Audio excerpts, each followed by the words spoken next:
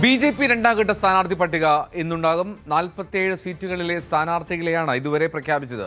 കുമ്മനം രാജശേഖരൻ തിരുവനന്തപുരം മണ്ഡലത്തിൽ മത്സരിച്ചേക്കും. എം.ടി. Ramesh മത്സരിക്കില്ല. Thiruvananthapuram deputy mayor Ashanath അടൂരിൽ മത്സരിക്കാമെന്നുള്ള നിർദ്ദേശം ഉയർന്നിട്ടുണ്ട്. കഴിഞ്ഞ തവണ ചിറയൻകീഴാണ് ആശാനാഥ് മത്സരിച്ചത്.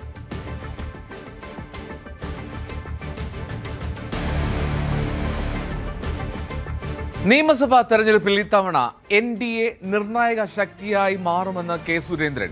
സംസ്ഥാനത്ത് 35 സീറ്റുകളിൽ എൻ.ഡി.എ മുന്നണിക്ക് വിജയിക്കാൻ കഴിയും.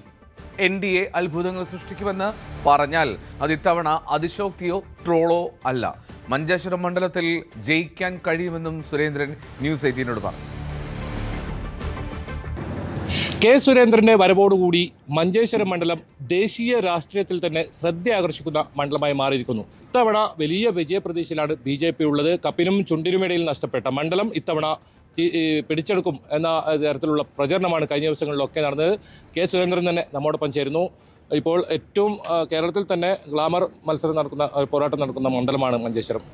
എങ്ങനെയാണ് ഇപ്പോൾ മഞ്ചേശ്വരത്ത് വലിയ മാറ്റം ഉണ്ടായിട്ടുണ്ട്. ജനങ്ങൾക്കിടയിൽ കഴിഞ്ഞ 2 തെരഞ്ഞെടുപ്പുകളിൽ എന്നെ തോൽപ്പിക്കണം എന്നുള്ള നിലയിൽ ചിന്തിക്കുന്ന വലിയൊരു വിഭാഗം ആൾക്കാരുണ്ടായിരുന്നു. അതാണ് ആ തെരഞ്ഞെടുപ്പിൽ പ്രതിഫലിച്ചത്. അതായത് ഓരോ തെരഞ്ഞെടുപ്പ് കഴിയുമ്പോഴും ഞങ്ങൾക്ക് 10,000 12,000 വോട്ടുകൾ വർദ്ധിച്ചുകൊണ്ടിരിക്കുകയായിരുന്നു.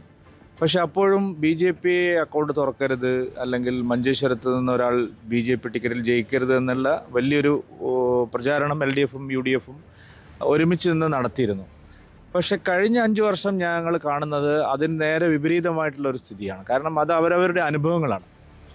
10 വർഷം മുമ്പ് ഞങ്ങൾക്കൊരു അവസരം കിട്ടിയിരുന്നെങ്കിൽ ഒരുപാട് കാര്യങ്ങൾ ചെയ്യാൻ സാധിക്കുമായിരുന്നു. പ്രത്യേകിച്ച് കേന്ദ്ര സർക്കാർ, മോദി സർക്കാർ അവിടെ ദില്ലിയിലുള്ളത് കൊണ്ട് എന്നുള്ള ഒരു വിചാരം, യാഥാർത്ഥ്യബോധം വോട്ടർമാർക്ക് വന്നിട്ടുണ്ട്.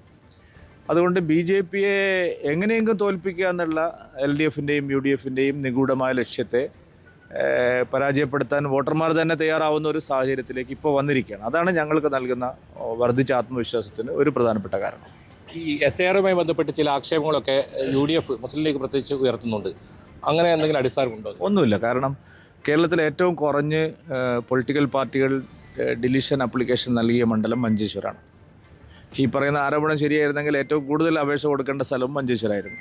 ആകെ 124 ഡിലീഷൻ ആപ്ലിക്കേഷൻസ് മാത്രമാണ് ഈ മണ്ഡലത്തിൽ രാഷ്ട്രീയ പാർട്ടികൾ നൽകിയിട്ടുണ്ട്. അതിൽ തന്നെ 90 എണ്ണം നൽകിയത് UDF തന്നെയാണ്. അതൊരു കള്ളപ്രചരണമാണ്. ഇത്തവണ ന്യൂനപക്ഷ സഹോദരന്മാർ ധാരാളമായിട്ട് മാറി ചിന്തിക്കുന്നുണ്ട്. ഞങ്ങളെ സംബന്ധിച്ച് സുതാര്യമായിട്ടുള്ളൊരു നിലപാടാണ്. പിന്നെ മണ്ഡലത്തെ സംബന്ധിച്ചിടത്തോളം എനിക്ക് കഴിഞ്ഞ 25 വർഷമായിട്ട് ഇവിടെ എല്ലാവരെയും അറിയാം. എൻ്റെ ജീവിതം എന്താണെന്നും ഈ മണ്ഡലത്തിലാണ് വലിയ കള്ളക്കേസുകൾ കഴിഞ്ഞ തവണ വന്നത്. എല്ലാം ചായക്കോപ്പയിലെ കൊടുങ്കാറ്റായിട്ട് മാറുന്നതാണ് പിന്നീട് നമ്മൾ കണ്ടത്. ഏറ്റവും വലിയ ആക്ഷേപം ബി.ജെ.പിയെ തോൽപ്പിക്കാൻ CPM കോൺഗ്രസിന് വോട്ട് ചെയ്യുന്നതാണ്. ഇപ്രാവശ്യം KR ജയൻ്റെയാണ് സ്ഥാനാർത്ഥിയാക്കിയിട്ടുള്ളത്. അത്തരം നീക്കങ്ങൾ ഉണ്ടായാൽ അതിനെ മറികടക്കാനുള്ള തന്ത്രം അത് ബി.ജെ.പി അല്ലാതെ അവരുടെ അണികൾ തന്നെ മറികടക്കാൻ തുടങ്ങിയല്ലോ. ഞങ്ങളിപ്പോൾ ഒന്നും ചെയ്യേണ്ട കാര്യമില്ല. അതിൽ LDF-ലെ കൂടുതൽ വാർത്തകൾക്ക് News 18 Keralam YouTube channel subscribe ചെയ്യുക.